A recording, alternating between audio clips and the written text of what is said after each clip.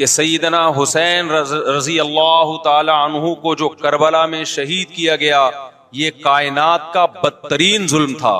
جس نے آپ کی گردن مبارک پہ تلوار رکھی، اس کی بدبختی میں دو رائے نہیں ہو سکتی۔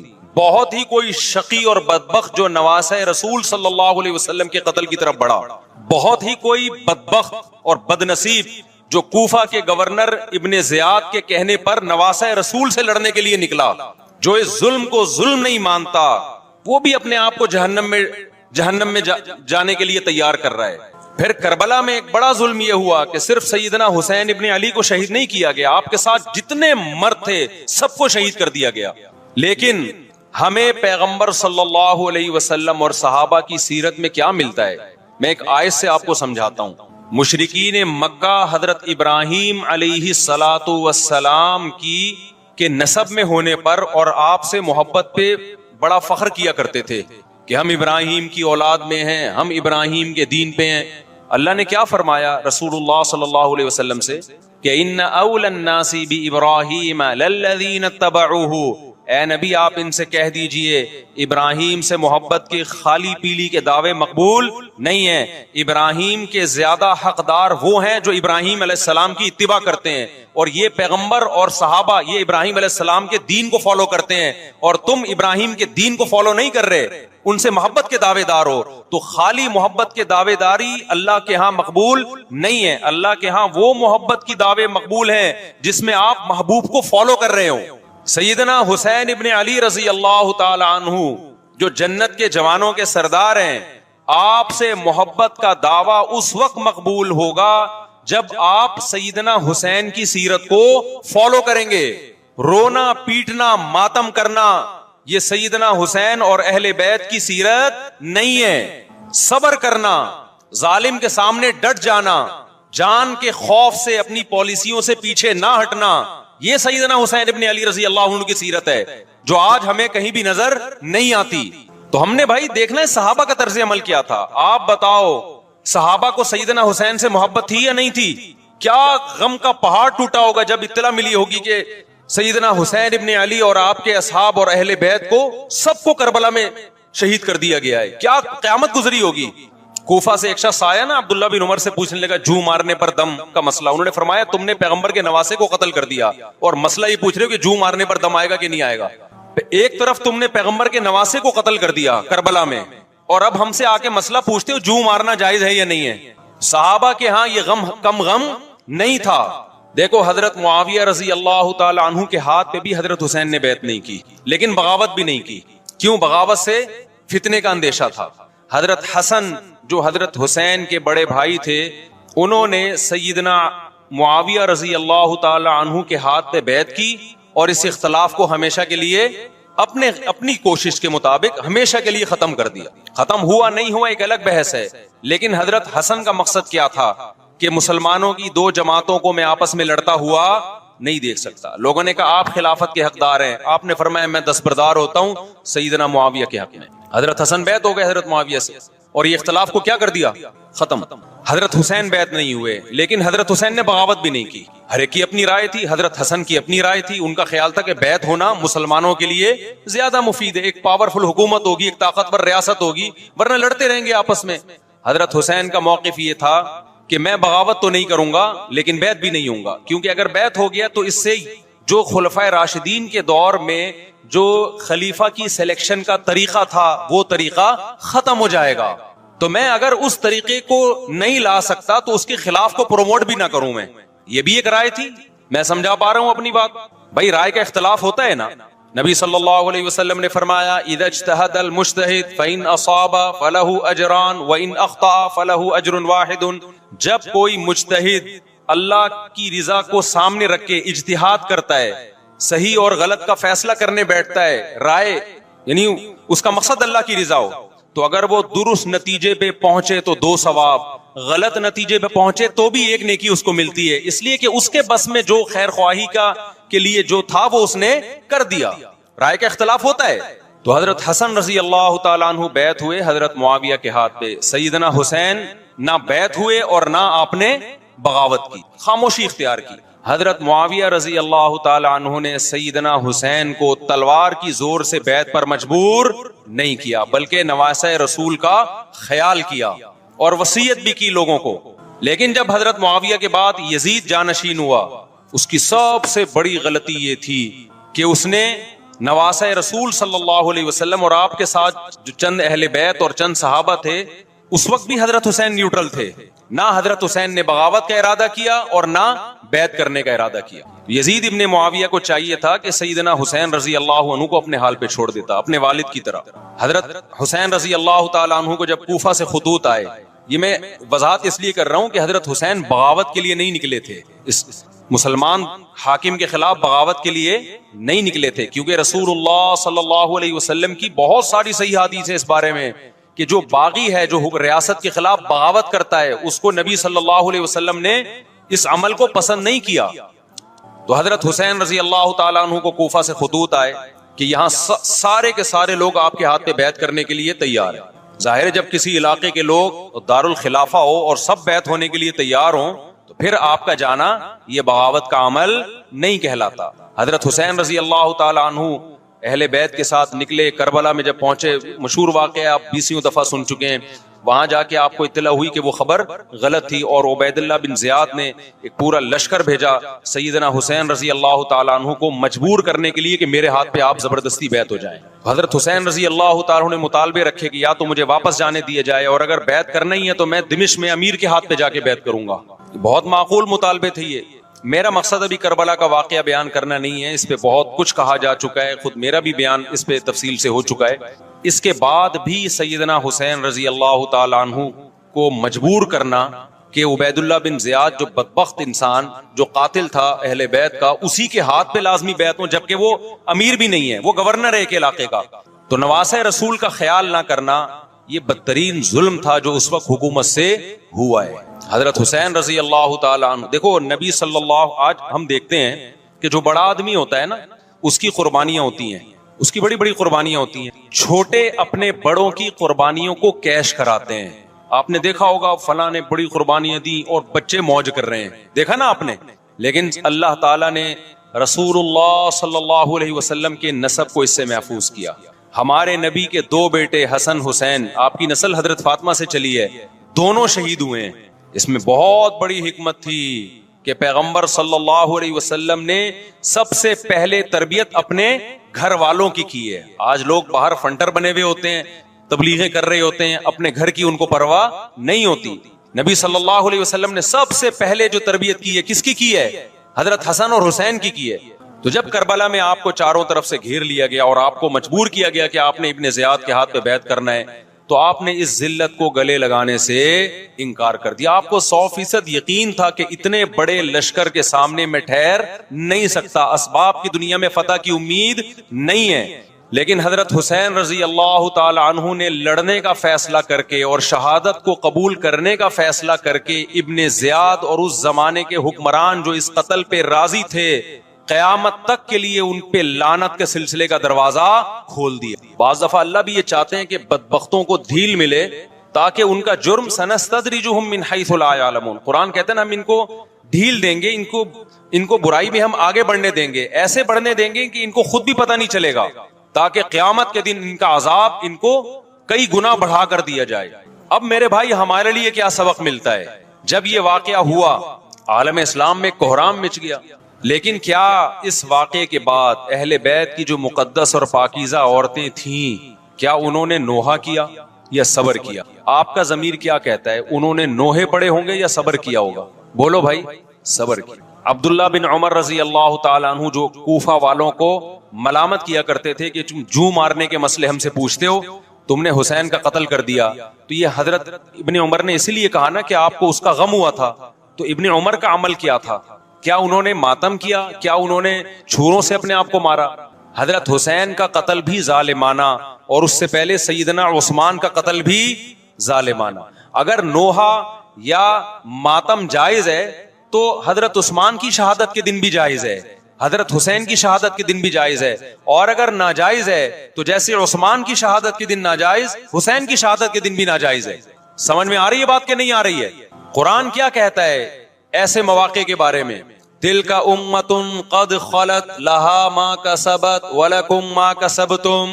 قرآن جب بھی پرانی امتوں کے واقعات بتاتا ہے قرآن کہتا ہے یہ قوم تھی جو گزر گئی, انہوں نے جو کیا اس کا بدلہ ان کو ملے گا, تم جو کرو گے اس کا بدلہ تمہیں ملے گا.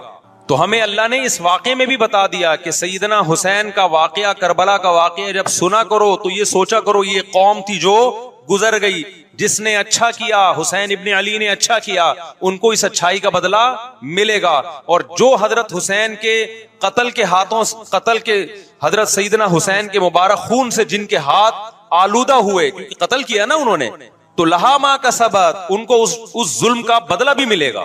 تو ہمارا کام کیا ہے, ہم نے فالو کرنا ہے حسین کے راستے کو, نہ کہ حسین کے نام پہ ہم نے ماتم کرنے ہیں. حسین کا راستہ کیا ہے جس کو ہم نے فالو کرنا ہے؟ اب میں چند چیزیں آپ کو بتاتا ہوں. سب سے پہلا سبق جو ہمیں کربلا میں ملتا ہے کہ عزت اور دین, ایک طرف دنیا ہے. دیکھو اگر حضرت حسین رضی اللہ تعالیٰ عنہ ابن زیاد کے ہاتھ پہ جا کے بیعت ہو جاتے, آپ کیا سمجھتے ہو بے تحاشا مال و دولت حضرت حسین پہ خرچ نہیں کرتا کیا وہ؟ جب ایک بڑا آدمی کسی کے ہاتھ پہ بیعت ہوتا ہے تو اس کو بھی تو فائدہ ہوتا ہے نا اس سے. اور کیا حضرت حسین کو یقین نہیں تھا کہ کربلا میں شہید ہو جاؤں گا؟ فتح اور نصرت کی اسباب کی دنیا میں کوئی امید نہیں تھی, مگر آپ نے اہل بیت کو کربلا میں رسوا کرنے پر عزت کی موت کو ترجیح دی ہے. آج اگر آپ میں یہ ظرف ہے کہ آپ عزت کی موت کو ذلت کی زندگی پر ترجیح دیتے ہو تو پھر آپ حسینی ہو. نہیں یہی بات میرا خیال ہے سمجھ. سیدنا حسین کی سخاوت کے واقعات ہیں. سیدنا حسین باغی نہیں تھے رضی اللہ عنہ. پھر جو اہل بیت کا طرز عمل کیا تھا, محرم میں کیا کیا ہو رہا ہے میں آپ کو بتاتا ہوں. ان میں سے کوئی بھی عمل نہ ہمیں قرآن سے ملتا ہے نہ صحابہ سے ملتا ہے ہمیں. تو ما انا علیہ و اصحابی جو جنتی فرقہ ہوگا اس کی جو علامتیں ہیں, تو جب آپ ان علامتوں کے خلاف چلو گے, صحابہ اور تابعین کو فالو نہیں کرو گے, تو آپ پھر اپنے آپ کو سنی کہنا چھوڑ دو. آپ بتاؤ مجھے اسلام میں کوئی مہینہ منحوس ہے؟ بولو نا, کوئی مہینہ منحوس ہے؟ تو آپ محرم کو منحوس کیوں کہتے ہو؟ لوگ مجھے کہتے ہیں مفتی صاحب فرقواریت پھیلا رہے ہیں. دیکھو فرقواریت جب پھیلا رہا ہوں جب میں کسی فرقے کے خلاف آپ کو کر رہا ہوں. میرے بیان شیعہ لوگ بھی سنتے ہیں, ملتے بھی ہیں. بہت دفعہ ایئرپورٹ پہ ملاقات ہوئی, بڑی عزت سے ملے, میں شیعہ ہوں لیکن آپ سے محبت کرتا ہوں. یہاں مسجد میں بھی آتے ہیں, میں نے کبھی کسی پہ طنز نہیں کیا. اس لیے میں بار بار کہتا ہوں جو شیعہ کا مذہب ہے اس کو کرنے دو. وہ سبیلے لگاتے ہیں, آپ ان کو مت چھیڑو, جا کے تنگ نہ کرو ان کو. وہ ماتم کرتے ہیں, آپ ان کو مت چھیڑو. وہ نوحے کرتے ہیں, وہ نوحے پڑھتے ہیں, آپ ان کو مت چھیڑو. لیکن آپ اپنی پوزیشن واضح کرو کہ آپ شیعہ ہو یا آپ سنی ہو. آپ تو ایک طرف ہو جاؤ نا. محرم میں اگر آپ مرثیے لگا کے گھوم رہے ہو گاڑیوں میں, اٹ مینز آپ سنی نہیں ہو. آپ نبی صلی اللہ علیہ وسلم کی حدیث ہے ہمارے پاس, ہم اہل سنت والجماعت ہیں, ہم سنت کو فالو کرتے ہیں. تو سنت کیا کہتی ہے؟ میتوں پہ گریبان چاک کرنا, میتوں پہ چیخ و پکار کر کے رونا. آپ نے فرمایا لیس منا, وہ ہم میں سے نہیں ہے. اور اس عمل پہ آپ صلی اللہ علیہ وسلم نے لعنت فرمائی ہے. لوگ کہتے ہیں حسین کی یاد میں رونا نبی کی سنت ہے. نبی صلی اللہ علیہ وسلم کو جب جبریل نے بتایا کہ حسین شہید ہوں گے, آپ روئے اس لیے کہ اس وقت آپ کو یہ خبر ملی تھی. لیکن کیا ہر محرم میں آپ نے رونے کا پروگرام کیا ہے یا صحابہ کو بیٹھ کے باقاعدہ رلایا ہے آپ نے؟ کیا ہو گیا بھائی؟ آپ کو بھی جب کربلا کا واقعہ کی خبر ملی آپ کی آنکھوں میں آنسو آ جائے, یہ نیچرل ہے, یہ حسین سے محبت کی علامت. لیکن ہر محرم میں باقاعدہ بٹھا کے رونے کا پروگرام کرنا یہ حسین سے محبت کی علامت نہیں ہے, بلکہ شریعت میں ناجائز ہے یہ غموں کو بڑھانا. یہ کہاں سے جائز ہو گیا؟ حضرت عثمان بھی تو شہید ہوئے تھے, نبی صلی اللہ علیہ وسلم کے داماد تھے. ان کی یاد میں آپ رونے کو سنت کیوں نہیں کہتے؟ ہماری نظر میں حسین کا قتل بھی بہت بڑا ظلم اور سیدنا عثمان کا قتل بھی بہت بڑا ظلم تھا. دونوں مظلوم تھے, دونوں مظلوم شہید تھے. ہمیں دونوں کی شہادت پہ غم ہے, لیکن اب اس غم کو مناتے نہیں ہیں. اسلام میں غم منانا سنت نہیں ہے. دیکھو جعفر طیار رضی اللہ عنہ, نبی کے چچا زاد بھائی, اہل بیت, جب آپ صلی اللہ علیہ وسلم نے ان کو لڑائی کے لیے میدان جنگ میں بھیجا, رومیوں سے لڑائی تھی. حضرت جعفر طیار کی 4 بیویاں تھیں. جب نبی صلی اللہ علیہ وسلم مسجد نبی میں بیٹھے, آپ کو فرشتوں نے اطلاع دی کہ جعفر طیار شہید ہو گئے. آپ صلی اللہ علیہ وسلم کی آنکھوں سے آنسو. یہ آنسو اس وقت نکلے جب عین شہادت کی اطلاع ملی ہے. اس وقت آنسوؤں کا نکلنا محبت کی علامت ہے. آپ نے صحابی رسول کو بھیجا کہ جاؤ آپ کی زوجات کو، بیویوں کو جا کے خبر دو کہ جعفر طیار شہید ہو گئے. کیا قربانی تھی صحابہ کی. آپ ایسے جوان تھے جعفر طیار، خوبصورت جوان. غزوہ بدر میں جب مشرکین مکہ نے یہ نعرہ لگایا کہ حل میں مبارز، 3 سردار آئے، انہوں نے کہا پہلے تمہارے اندر سے 3 بہادر آئے ہم سے لڑیں. دیکھو عربوں میں یہ ہوتا تھا کہ جب جنگ کے لیے 2 فوجیں آمنے سامنے کھڑی ہوتی تھیں تو پہلے دونوں طرف کے بہادر ترین لوگوں کی لڑائیاں ہوتی تھیں کہ جب تک دونوں میں سے ایک قتل نہیں ہوگا لڑائی شروع نہیں ہوگی. تو آپ کو پتا ہے کہ اس میں بہادر ترین لوگ نکلیں گے نا جو لڑنا جانتے ہوں. مشرکین مکہ کی طرف سے 3 یا 4 بڑے بڑے سردار آئے لڑائی سے پہلے، بدر میں لڑائی سے پہلے. انہوں نے نعرہ لگایا حل میں مبارز، کوئی ہے تم میں جو پہلے ہم سے لڑے. یعنی ادھر سے ہم 3 ہیں تو ادھر سے بھی کتنے چاہیے؟ 3 بندے. ادھر سے انصار صحابہ آئے. مشرکین مکہ نے کہا لیسو بی اکفائنا، یہ ہمارے جوڑ کے نہیں ہیں، قریشی ہاشمی چاہیے، ہمیں ہمارے نسب کے لوگ ہونے چاہیے. تو ادھر سے نبی صلی اللہ علیہ وسلم نے حضرت علی کو بھیجا اور حضرت جعفر طیار کو بھیجا. جن صحابہ کو بھیجا ان میں حضرت جعفر طیار بھی تھے. حضرت جعفر طیار رضی اللہ تعالی عنہ اور سیدنا علی مقابلے میں غالب آ گئے. خوبصورت صحابی. نجاشی کے سامنے آپ نے تقریر کی ہے، ہجرت کی ہے نا جب حبشہ کی طرف، تو نجاشی نے پوچھا جعفر طیار سے کہ تمہارے پیغمبر جو کلام لے کر آئے ہیں وہ سناؤ. حضرت جعفر طیار رضی اللہ تعالی عنہ نے سورہ مریم پڑھنا شروع کر دی. کاف ہا یا عین صاد ذکر رحمت ربک عبدہ زکریا اذ نادى ربه نداء خفیا قال رب انی وهن العظم منی واشتعل الرأس شیبا ولم اکن بدعائک رب شقیا وانی خفت الموالی من ورائی وکانت امراتی عاقرا فہب لی من لدنک ولیا. ایسی حضرت مریم اور عیسیٰ ابن مریم کی سیرت کو سورہ مریم میں بیان کیا حضرت جعفر طیار نے کہ نجاشی روتے روتے اس کی داڑھی تر اور جتنے پادری بیٹھے تھے سب کی داڑیاں تر ہو گئی روتے روتے. تو یہ تقریر جو نجاشی کے اسلام کا سبب بنے، بادشاہ کو مسلمان کرنے والے کون تھے؟ حضرت جعفر طیار. اور آپ کے چھوٹے چھوٹے بچے، 4 جوان بیویاں ہوں، چھوٹے چھوٹے بچے ہوں اور ایسے میں میدان جنگ میں لڑتے ہوئے شہید ہو جائیں تو پیغمبر اور صحابہ پہ کیا قیامت ٹوٹی ہوگی. لیکن ہمارے نبی صلی اللہ علیہ وسلم کی آنکھوں سے کیا تھے؟ صرف آنسو موتی کی طرح ٹپک رہے تھے. اور آپ صحابہ کو اطلاع دے رہے تھے کہ جعفر طیار شہید ہو گئے اور جاؤ ان کے گھر والوں کو بتا کے آ جاؤ. کتنی بڑی قربانی ہے یا نہیں ہے؟ جب خبر دینے والا آپ کی ازواج کو بتا کے آیا کہ جعفر طیار شہید ہو گئے تو آپ کے گھروں سے خواتین کے رونے کی آوازیں آئیں. آپ صلی اللہ علیہ وسلم نے فرمایا ان سے بولو کہ اپنی آواز کو پست کرو. پھر چیخو پکار کی آواز آئی تو آپ نے فرمایا کہ اگر دوبارہ چیخو پکار کی آواز آئے تو ان کے منہ پہ خاک پھینک دو. وہ شہید کی بیوہ تھیں اور شہید بھی کتنے مقدس، ان کو بھی نبی صلی اللہ علیہ وسلم نے نوحہ کرنے کی اجازت نہیں دی. اس دن جس دن غم پہنچا ہے اس دن بھی چیخو پکار کی اجازت نہیں دی ہے. تو آپ بتاؤ اگلے سال اس تاریخ کو چیخو پکار کی کیسے اجازت مل جاتی؟ نہیں آئی میرا خیال ہے بات سمجھ میں. جب غم پہنچا ہے اس وقت چیخنے چلانے کی اجازت نہیں ہے. چھوٹے چھوٹے یتیم بچے حضرت جعفر طیار کے، چھوٹے چھوٹے یتیم بچے، کتنا غم ہوتا ہے جب چھوٹے چھوٹے بچے ان کا باپ دنیا سے چلا جائے، کتنا ترس آتا ہے ان کے اوپر. تو ہمارے نبی کو بھی ان یتیم بچوں پہ بھی ترس آیا، ان بیواؤں پہ بھی ترس آیا. لیکن نہ نبی صلی اللہ علیہ وسلم چیخو پکار کر کے خود روئے اور نہ آپ نے ان کی ازواج کو رونے کی اجازت دی ہے. سمجھ میں نہیں آ رہی میرا خیال ہے بات. میرا مقصد شیعوں پہ طنز کرنا نہیں ہے، ان کا جو مذہب ہے ان کو اس پہ چلنے دو. میرا مقصد ہے آپ اپنی پوزیشن واضح کرو کہ آپ ادھر ہو یا ادھر ہو. کسی کو تنگ مت کرو، نہ کسی پہ فتوے لگاؤ کفر اسلام کے، نہ کسی کو جہنمی قرار دو. اپنی پوزیشن آپ فیصلہ کرو کہ آپ اگر ادھر جانا ہے تو پورے ادھر چلے جاؤ. پھر یہ آدھا تیتر آدھا بٹیر والا معاملہ مت کرو. وہ ان کا مذہب ہے بھائی، ان کے علماء ان کو بتاتے ہیں کہ محرم میں کالے کپڑے پہننے ہیں، محرم میں ماتم کرنا ہے، محرم میں کو منحوس سمجھنا ہے، اس میں شادی بیاہ نہیں کرنا. ان کے علماء ان کو بتاتے ہیں، ان کو چلنے دو اس پر. دنیا میں بہت سے فرقے ہیں، بہت سے مذہب ہیں، ہم کسی کو نہ ختم کر سکتے ہیں نہ کسی کے خلاف نفرت پیدا کر سکتے ہیں. اس سے کوئی چیز حاصل نہیں ہوگی. کسی سے نفرت کرنے کی ضرورت نہیں، کسی پہ فتوے لگانے کی ضرورت نہیں، لیکن آپ کو اپنی پوزیشن واضح کرنی پڑے گی کہ میں کہاں کھڑا ہوا ہوں. اگر آپ سنی ہو تو پھر اہل سنت والجماعت صحابہ تابعین کو فالو کرتے ہیں، حدیث کو فالو کرتے ہیں. اور حدیث میں ہمیں ماتم کرنا، نوحہ کرنا، گریبان چاک کرنا اس کی پرمیشن نہیں ہے، بلکہ اس سے روکا گیا, اس عمل کو حرام اور ناجائز قرار دیا گیا ہے. بات آ رہی ہے سمجھ میں؟ دو لفظوں میں اسلام کو ڈیفائن کیا ہے کہ کلو من الطیبات, پاکیزہ کھاؤ اور عمل بھی پاکیزہ کرو. تو جو اصل بات میں یہ محرم ہی کے حوالے سے یہ آیت کا میں نے انتخاب کیا تھا کہ جب آپ پاکیزہ کام کریں گے اور پاکیزہ کھائیں گے تو اس سے آپ لوگوں کو اچھے لگیں گے اور لوگوں کا دل چاہے گا کہ آپ جیسے بن جائیں. سمجھ میں آ رہی بات؟ ایک مثال دیتا ہوں. دیکھو کوئی بھنگی ہو جو بیچارہ ہر وقت گندگی میں رہتا ہو, اسے آپ سمجھائیں کہ یار اچھی زندگی گزارو, صاف ستھرے ہو جاؤ. آپ نے کسی دن اس کو نہلا دیا, بہترین کپڑے ڈیٹول سے نہلایا, سروس کروائی.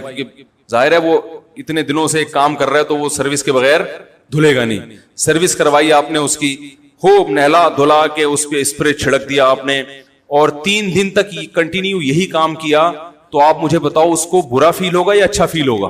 کہے گا یار بڑا مزہ آیا. اس کے دل میں اپنے کام سے نفرت پیدا ہونا شروع ہو جائے گی. تو اچھی چیز میں, اچھی طہارت میں, پاکی میں اللہ نے اٹریکشن رکھی ہے. جیسے صاف ستھرا آدمی اچھا لگتا ہے, گندا اچھا لگتا ہے؟ صاف ستھرا اچھا لگتا ہے. تو صاف ستھرے اعمال والا بھی انسان کو اچھا لگتا ہے. تو اللہ تعالیٰ نے اسلام کو جو ڈیفائن کیا 2 لفظوں میں, اچھا کھاؤ اور عمل اچھا کرو. کیا مطلب؟ ایسا کام کرو کہ غیر مسلم تمہاری طرف مائل ہوں کہ یار یہ بڑے اچھے ہیں.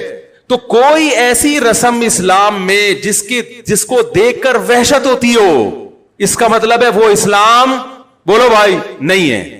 کوئی بھی آپ ایسا عمل کر رہے ہیں, لیبل اسلام کا لگا رہے ہیں, مگر اسے دیکھ کر غیر مسلم کو گھنٹوں سمجھانا پڑتا ہے یہ کیوں ہو رہا ہے, اس کا مطلب ہے کہ یہ اسلام بولو نا بھائی نہیں ہے. تو آپ مجھے بتاؤ محرم میں جو کچھ ہو رہا ہے, کیا یہ غیر مسلم کو اسلام کی طرف مائل کرے گا؟ یہ عمل ہے بھائی. یعنی کوئی غیر مسلم اسے دیکھ کے مسلمان ہوگا کہ یار ماشاءاللہ بڑا زبردست اسلام ہے. افسوس ہمیں اس پر ہے کہ دیکھو جن کا مسلک ہے, جن کا فقہ ہے, وہ جو کچھ کر رہے ہیں انہیں کرنے دو. اپنے بارے میں یہ فیصلہ کرو کہ ہم سنی ہیں یا شیعہ ہیں. فرقے شروع سے چلے آ رہے ہیں نا, شیعہ اور سنی, ختم کرنا تو ممکن نہیں ہے. تو حضرت عیسیٰ علیہ السلام جب نازل ہوں گے تو تلوار کی زور سے تمام فرقوں کو ختم کر دیں گے. تو جو کام عیسیٰ علیہ السلام کا ہے وہ خود کرنے کی کوشش نہ کرو, جو حضرت مہدی کا کام ہے وہ خود کرنے کی کوشش نہ کرو. ہم کسی فرقے کو ختم نہیں کر سکتے, لیکن ہم اپنے آپ کو ڈیفائن کر سکتے ہیں. ہم یہ بتا سکتے ہیں کہ ہماری رائے میں صحیح کیا ہے. تو میرے بھائی, نبی صلی اللہ علیہ وسلم نے فرمایا 73 فرقوں میں سے ایک جنتی ہے. تو یا تو ادھر چلے جاؤ, یا بولتے کیوں نہیں, ابھی نہیں بول رہے تو پھر عمل کیسے کرو گے, یا تو پورے ادھر چلے جاؤ یا پورے ادھر آ جاؤ. مجھے خدا کی قسم اس پر کوئی اشکال نہیں ہوتا کہ شیعہ لوگ ماتم کیوں کر رہے ہیں, شیعہ لوگ یہ سب کچھ کیوں کر رہے ہیں, وہ جو ہے وہ مرثیے کیوں پڑھ رہے ہیں. مجھے اس پر اشکال نہیں ہوتا. ان کے دلائل ہوں گے ان کے پاس, ان کے علماء ان کو بتاتے ہیں.